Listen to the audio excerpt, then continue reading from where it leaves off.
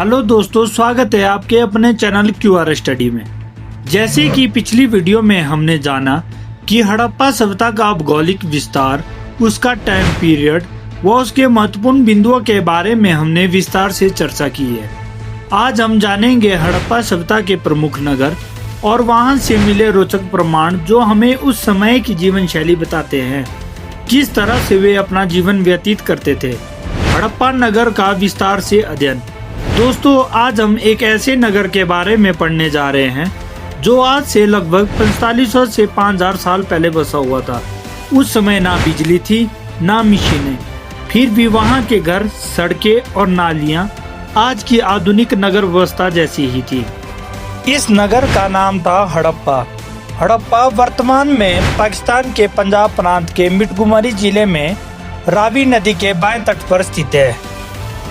Stuart पिगर्ड ने इसे अर्ध औद्योगिक नगर भी कहा है। इसका क्षेत्रफल लगभग 150 हेक्टेयर में फैला हुआ था। चलिए दोस्तों, अब चलते हैं हड़प्पा नगर से मिले अवशेषों की ओर।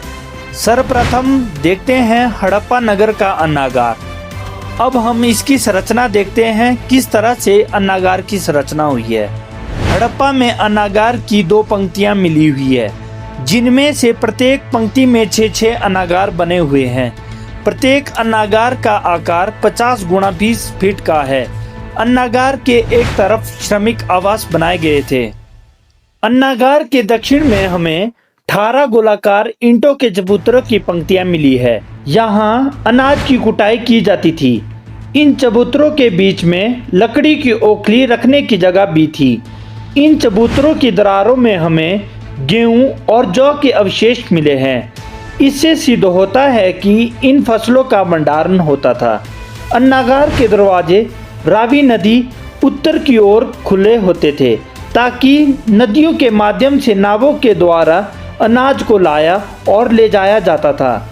विद्वानों का मानना था कि ये अन्नागार राजकीय भंडारण के थे। अनाज जहां जनता से टैक्स के रूप में वसूला जाता था। तो दोस्तों, ये था हड़प्पा का विशाल अन्नागार, जिसने हजारों साल पहले एक पूरी सभ्यता का पेट भरा और उसकी समृद्धि की कहानी लिखी।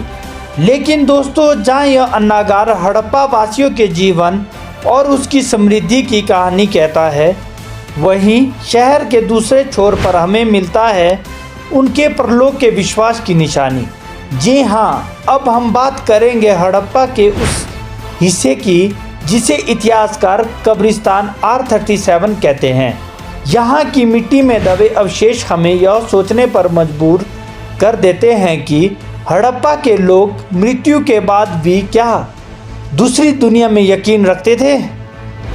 कब्रिस्तान R37 हड़प्पा के सामान्य आवास के दक्षिण दिशा में स्थित है। इसकी खोज सबसे पहले माधव स्वरूप वत्स ने की थी। बाद में 1946 में सर मार्टिमर व्हीलर ने यहाँ विस्तृत रूप से खुदाई कराई थी। 1980 के दशक में हुए शोधों में यहाँ से लगभग 92 कंगाल प्राप्त हुए हैं। अब हम देखते हैं कब्रिस्तान R37 में किस तरीके से शवों को दफनाया जाता था। यहाँ शवों को उत्तर और दक्षिण में लिटाया जाता था, जिसमें सिर उत्तर की ओर और पांव दक्षिण की ओर होते थे। शवों को आमतौर पर पीठ के बल सीधा लिटाया जाता था। कब्रों में बड़ी संख्या में मिट्टी के बर्तन मिले हैं, जो अक्सर सिर के पास रखे जाते थे। इसके अलावा कुछ कब्रों में तांबे के दर्पण, सुरमा लगाने की सिलाई और शंख के गहने भी मिले हैं। लेकिन दोस्तों, कब्रिस्तान R37 की इस खोज में हमें एक ऐसी चीज मिली जिसने पूरी दुनिया के पुरातत्वविदों को चौंका दिया। आमतौर पर यहाँ शवों को सीधे मिट्टी में दफनाया जाता था, लेकिन यहाँ एक ऐसी दुर्लभ चीज मिली जिसने लोगों को आश्चर्यचकित कर दिया।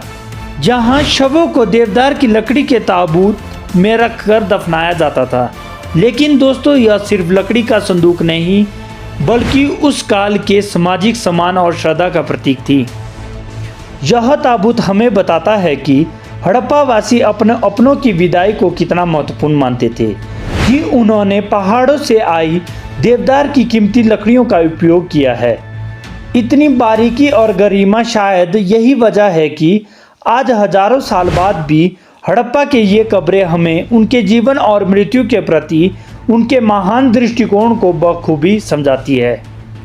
हड़प्पा नगर से हमें एक और आश्चर्यचकित कलाकृति मिली है जिसने सभी को चौंका दिया है। स्त्री के गर्भ से निकला हुआ पौधा, उर्वरता की देवी। यहाँ स्त्री को धरती माता माना गया है। जैसे धरती के गर्भ से बीज फूटकर संसार को हरियाली और भोजन देता है, वैसे ही यहाँ स्त्री को जीवन के सृजन का मूल आधार माना गया है।